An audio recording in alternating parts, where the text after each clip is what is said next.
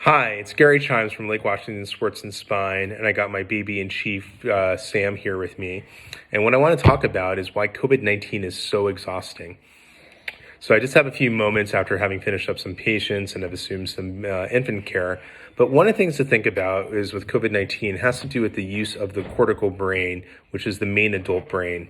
So what happens is in every ordinary life, there's certain behaviors that are just automatic behaviors that don't require a lot of effort. And that's done with the lower parts of the brain, what are sometimes called like the mammalian brain or the reptilian brain. And that's going to be automated behaviors.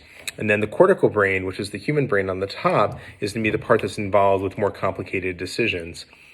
One of the things is that when we have our everyday life back in the era before the COVID pandemic, we just had certain things that were just our routines, like brushing our teeth or working on our computer laptop.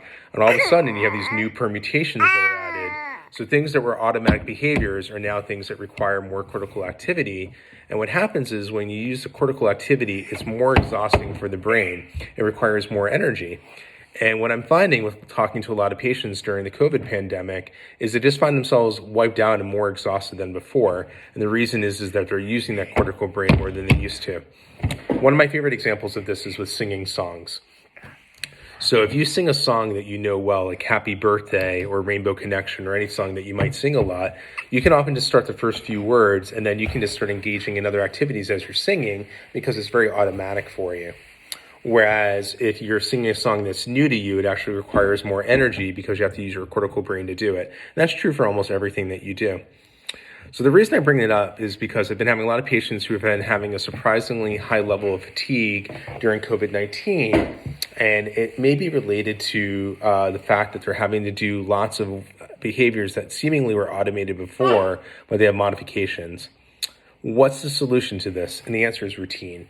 Is if you can create routine and start developing new automated behaviors, you'll have to engage your cortical brain less often.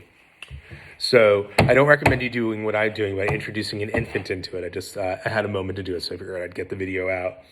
And try to get some routine into your life, and hopefully that's going to exhaust your brain less. This is Gary Chimes from Lake Washington Sports and Spine. You want to say goodbye, Sam? Yeah, goodbye, Sam. Okay, love you guys.